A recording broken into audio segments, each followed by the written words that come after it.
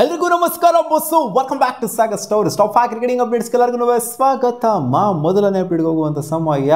ಮಯಾಂಕ್ ಅಗರ್ವಾಲ್ನ ಕರ್ಕೊಂಡ್ ಬಂದರೆ ನಮ್ಮ RCB ಆ್ಯಂಡ್ DDP ಫೇರ್ವೆಲ್ನ ಹೇಳ್ಬಿಟ್ಟು ಹೋಗಿದ್ದಾರೆ ಈ ಸೀಸನ್ಗೆ. ವಿರಾಟ್ ಕೊಹ್ಲಿ ಅವರು ಮಯಾಂಕ್ ಅಗರ್ವಾಲ್ ಬಗ್ಗೆ ಮಾತಾಡಿದ್ರೆ, we always wanted to get back this player. ಈ ಥರ ಅಲ್ಲ ಗುರು, ಈ ಥರ ತೊಗೊಂಬರ್ಬಾರ್ದಾಗಿತ್ತು, ನಾವು ಬೇರೆ ಥರನೇ ತೊಗೊಂಬರ್ಬೇಕಾದ್ರೆ ರೀಪ್ಲೇಸ್ಮೆಂಟಾಗಿ ತೊಗೊಂಬರ್ಬಾರ್ದಾಗಿತ್ತು.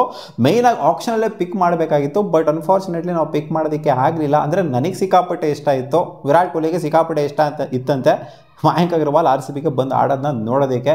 ಸಿಕ್ಕಾಪಟ್ಟೆ ವರ್ಷಗಳ ಹಿಂದೆ ಆಡಿದ್ದೀವಿ ನಾವು, ಚಿಕ್ಕ ಹುಡುಗರು ಇದ್ದಾಗಿಂದನೂ ಕೂಡ ಆಡ್ಕೊಂಬಂದಿದ್ದೀವಿ. ಆ್ಯಂಡ್ ಇವ್ರು ಕೆರಿಯರ್ ಸ್ಟಾರ್ಟ್ ಮಾಡಿದ್ದೇನೆ ಅಲ್ಲಿಂದ. ಆ್ಯಂಡ್ ಇವಾಗ RCBಗೆ ಬರೋ ಥರ ಆಗಿದೆ.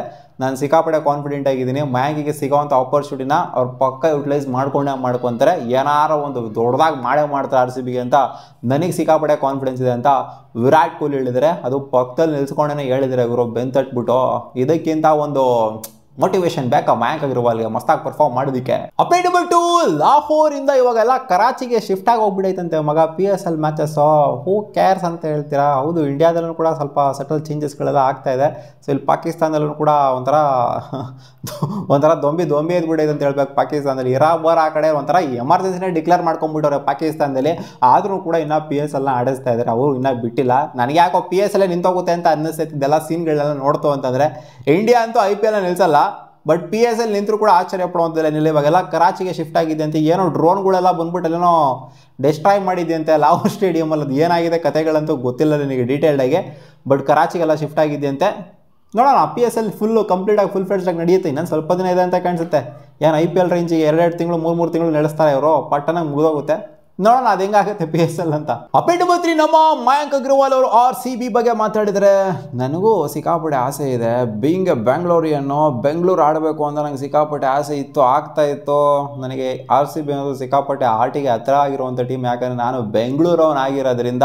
ಸೊ ಒಂಥರ ಇದು ಲೂಪ್ ಇದ್ದಂಗೆ, ಸರ್ಕಲ್ ಇದ್ದಂಗೆ. ನನ್ನ ಕೆರಿಯರ್ ಸ್ಟಾರ್ಟ್ ಆಗಿದ್ದೇನೆ RCBಯಿಂದ.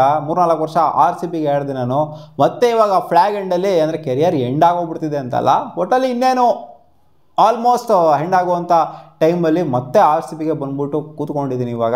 ಆ್ಯಂಡ್ ಸಿಕ್ಕಾಪಟ್ಟೆ ಕಾನ್ಫಿಡೆಂಟ್ ಆಗಿದ್ದೀನಿ. ನೋಡೋಣ ಅದೇನಾಗುತ್ತೆ ಅಂತ ಹೇಳಿದರೆ. ಆ್ಯಂಡ್ DDPಗೆ ಒಂದು ಬಿಗ್ ಥ್ಯಾಂಕ್ಸ್ನೂ ಕೂಡ ಹೇಳಿದ್ದಾರೆ.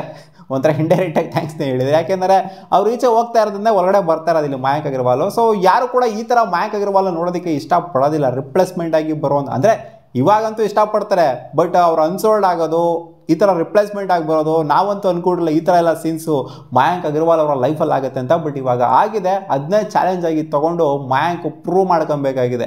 ಅಪ್ಡೇಟ್ ನಂಬರ್ 4, ಮುಂಬೈಯಲ್ಲಿ ಇದು ಹೋಸ್ಟ್ ಆಗುತ್ತೆ ಅಂತ ಎಕ್ಸ್ಪೆಕ್ಟೇಷನ್ ಇತ್ತು.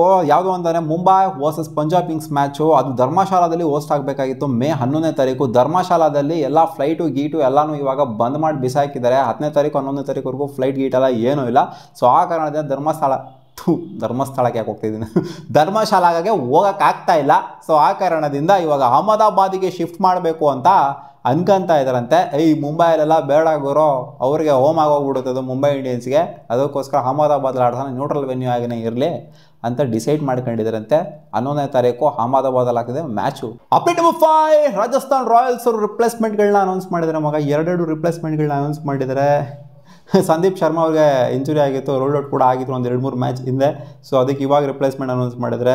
ನ್ಯಾಂಡ್ರೆ ಬೋಜರ್ ಅವ್ರನ್ನ ಇವರು ಓವರ್ಸೀಸ್ ಪ್ಲೇಯರ್ ಆಗಿ ರಿಪ್ಲೇಸ್ಮೆಂಟ್ನ ತಗೊಂಡಿದ್ದಾರೆ. ಸೊ ಏನು ತಗೊಂಡಿದ್ದಾರೆ, ಏನು ಕತೆನೋ ಇಲ್ಲ, ಔಟ್ ಆಫ್ ದ ಟೂರ್ನಮೆಂಟ್ ಆಗಿದ್ದಾರೆ ಅಲ್ಲಿ. ಅದೇ ಸ್ವಲ್ಪ ಮ್ಯಾಚ್ ಮಿಕ್ಕಿದ್ದಾರೆ, ಅದನ್ನಾರು ಗೆಲ್ಲೋಣ ಅಂತ ಒಂದು ಇಂಟೆನ್ಷನ್ ಇರಬೇಕು ಅನ್ನೋ ಥರ ಕಾಣಿಸ್ತೈತೆ.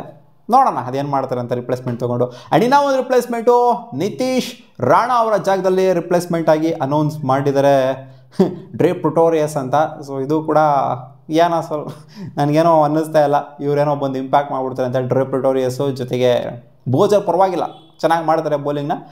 ಬಟ್ ಏನೋ ಅನ್ನಿಸ್ತಿಲ್ಲ ಮಗ ನನಗೆ, ಇವ್ರು ಏನೋ ಬರೋ ಮ್ಯಾಚೆಲ್ಲ ಗೆದ್ದುಬಿಡ್ತಾರೆ ಅಂತ. ಇನ್ನು ಮಿಕ್ಕಿರೋಂಥ ಮ್ಯಾಚ್ನ ಮರ್ಯಾದೆ ಉಳಿಸ್ಕೊಳ್ಳೋ ಥರ ಇವ್ರು ಆಡಿದ್ರೆ ಸಾಕು, ಆ ಥರ ಆಗೈತೆ. ಅದ್ರಲ್ಲಿ ರಿಪ್ಲೇಸ್ಮೆಂಟ್ಗಳು ಬೇರೆ ಎಂಥ ಮೊಮೆಂಟಲ್ಲಿ ಅನೌನ್ಸ್ ಮಾಡಿದ್ದಾರೆ, ಏನೋ ಪ್ರಯೋಜನ ಇಲ್ಲ ಅಷ್ಟು. ಇದಿಷ್ಟು ಆಗಿತ್ತು ಮಗ ಟಾಪ್ 5 ಕ್ರಿಕೆಟಿಂಗ್ ಅಪ್ಡೇಟ್ಸು. ನಿಮ್ಗೆ ಈ ವಿಡಿಯೋ ಇಷ್ಟ ಆಗಿತ್ತು ಅನ್ನೋದು ಲೈಕ್ ಮಾಡಿ, ನಮ್ಮ ಯೂಟ್ಯೂಬ್ ಚಾನಲ್ ಸಬ್ಸ್ಕ್ರೈಬ್ ಆಗಿಲ್ಲ ಅಂದರೆ ಸಬ್ಸ್ಕ್ರೈಬ್ ಕೂಡ ಆಗ್ಬೋದು. ಬಾಯ್.